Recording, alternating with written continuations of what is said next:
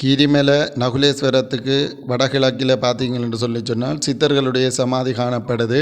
இன்றைக்கு நாங்கள் வந்திருக்கிறது இதுக்கு தான். யாழ்ப்பாணத்தின் திருவாவடுதுறை ஆதீனத்தால் சித்தாந்தரத்தினம் பட்டப்படிப்பை மேற்கொண்டு கொண்டிருக்கிற மாணவர்களாகிய நாங்கள் எல்லாரும் எங்களுடைய கற்கையில் ஒரு பகுதியாகிய சிரமதான பணியினை மேற்கொள்ள வேண்டும் என்ற அந்த பணிக்கு எங்களுடைய குருவினுடைய ஆசையின் அடிப்படையில் நாங்கள் அதை மேற்கொள்ள வந்திருக்கிறோம். அதுக்கு இந்த சித்தர்கள் சமாதிகளுக்கு வந்திருக்கிறோம். இந்த சித்தர்கள் சமாதி பாதுகாப்பு வலயத்துக்குள்ளே இருந்து அண்மையில் விடுவிக்கப்பட்டதில் இருந்து பற்றை காடுகளாக இருந்து பல்வேறுபட்ட சமய அமைப்புகளால் அவை திருத்தி புனரமைக்கப்பட்ட உறவு இருந்தாலும் அவை பற்றைகளாகவும் புல்பூண்டுகள் அடர்ந்தும் காணப்பட்டு கொண்டிருந்தது. நாங்கள் இந்த சித்தர்கள் சமாதியை துப்புரவாக்கத்தான் இங்கே வந்திருக்கிறோம். சித்தர் என்பவர்கள் தன்னுடைய ஆக்ஞா சக்கரத்தில் சித்தத்திலிருந்து இறைவனை கலந்து கொண்ட சித்த மார்க்கத்தினர்கள்.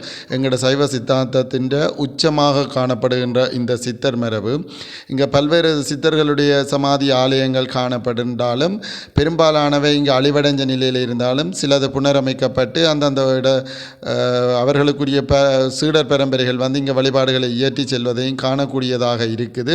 சைவ மகாசபை போன்ற அமைப்புகள் அவற்றை மீண்டும் எடுத்து சிரமதானங்களை செய்து மீள்கட்டுமானங்களை இயற்றியும் காணப்படுது. ஆனாலும் பல இடிபாடுகளுக்கு மத்தியிலே காணப்பட்ட போதிலும் சைவ மகாசபையால் அங்கு ஒரு மிகப்பெரிய ஒரு லிங்கம் ஒன்று கடற்கரை அடியில் வைக்கப்பட்டிருக்குது. இங்கு பக்தர்கள் கடலில் இருந்து நீர் எடுத்து வந்து அந்த லிங்கத்துக்கு தாமாகவே அபிஷேகம் செய்யக்கூடிய ஒரு நிலைமையினை இங்கே காணக்கூடியதாக இருக்குது. நாங்கள் குழந்தைவேல் சுவாமிகளுடைய சமாதி ஆலயத்தில் வழிபாடை மேற்கொண்டு முதலாவது சிரமதான பணிக்காக வந்திருந்தோம்.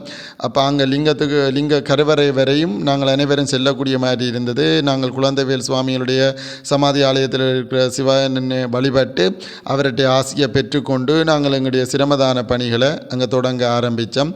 சுத்தவரை இருக்கிற பகுதிகள் அனைத்தையும் மாணவர்களாகிய நாங்கள் அனைவரும் மம்பட்டியில் கொண்டு புட்களை எல்லாம் செதுக்கி குப்பைகளை எல்லாம் குப்பை வாரிகளால் கூட்டி அள்ளி அவற்றை ஒரு இடத்துல குவித்து ஒதுக்கி எரிப்பதற்கான வழிகளை செய்து கொண்டு அதை சுற்றி வர இந்த நாளி கிணறு அந்த கிணத்து பகுதியையும் நாங்கள் துப்புரவு செய்து அதுக்கு பல்வேறுபட்ட வயது வேறுபாடின்றி அனைவரும் பத்மலோஜினி அம்மா மாதிரியான வயது போன ஆட்கள் கூட அதனை மேற்கொண்டு நாங்கள் அனைவரும் சிரமதான பணியை கூட்டாக இணைந்து அந்த ஆலயத்தை மீண்டும் புனரமைச்சு அதுக்கு பக்கத்தில் இருக்கிற அவருடைய சிஷியனான அருளம்பல சுவாமிகளுடைய சமாதி ஆலயம் தான் நீங்கள் பார்த்து கொண்டிருக்கிறீர்கள். அதையும் சுத்தம் செய்து அதற்கு பக்கத்து குழந்தைவேல் சுவாமிகளுடைய ஞாபகார்த்தம் நிதிக்கொடை அறக்கொடையாளர்களால் தியாகராஜா அவர்களால் கட்டப்பட்டிருக்கிற ஒரு பெரிய மண்டபம் இருக்குது. அங்கே அறநெறி வகுப்புகளும் நடைபெற்று கொண்டிருக்கிறதுக்கான இடங்கள் இருக்குது.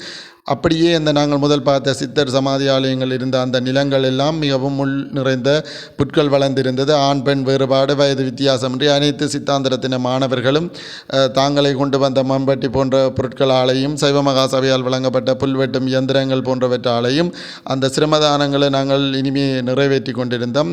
பலர் வந்து அந்த சமாதிகள் ஊடறுத்து வளர்ந்திருந்த சிறு சிறு செடிகள் மரங்கள் என்பவற்றை பெண்கள் ஆண்கள் வேறுபாடு அனைவருமே அதனை எல்லாம் களைந்து மிகவும் சுத்தமாக்கி வருகின்ற பக்தர்கள் கடற்கரையிலிருந்து நீர் எடுத்து வரக்கூடிய பிரதேசங்கள் எல்லாத்தையும் மிகவும் சுத்தமாக ஆக்கி அந்த இடத்தையே புல்பூண்டுகளற்ற இடமாக ஆக்கியிருந்தோம். இதற்கு அகோரசிவம் உமையரசு அவர்களுடைய தலைமையில் தான் நாங்கள் இதை அனைத்தையும் செய்திருந்தோம். நிச்சயமாக அவற்றை வழிகாட்டல் என்றது ஒரு மிகவும் உன்னதமான ஒன்று. குழந்தைவேல் சுவாமிகளுடைய ஆலயத்தினுடைய மேற்பகுதியில் போதிகையில் எல்லாம் வந்து நிறையவே செடிகள் எல்லாம் வளர்ந்திருந்தது. அதை கூட அவர் ஏறி சுத்தம் செய்து கொண்டிருந்ததையும் எங்கள் மாணவர்களில் சிலரும் அவரோடு இணைந்து அந்த மேல் போதிகையில் காணப்பட்ட மரங்கள் எல்லாத்தையும் தரித்தெடுத்து அந்த கட்டிடங்களை மிக நேர்த்தியாக செய்திருந்தோம். சைவ மகாசபை எங்களுக்கான சில சிற்றுண்டி உணவு வகைகளையும் சிறு மதிய போசனத்துக்குமான ஏற்பாடுகள் எல்லாத்தையும் அவர்கள் நந்தகுமார் அவர்கள் வைத்தியர் செய்திருந்தார்.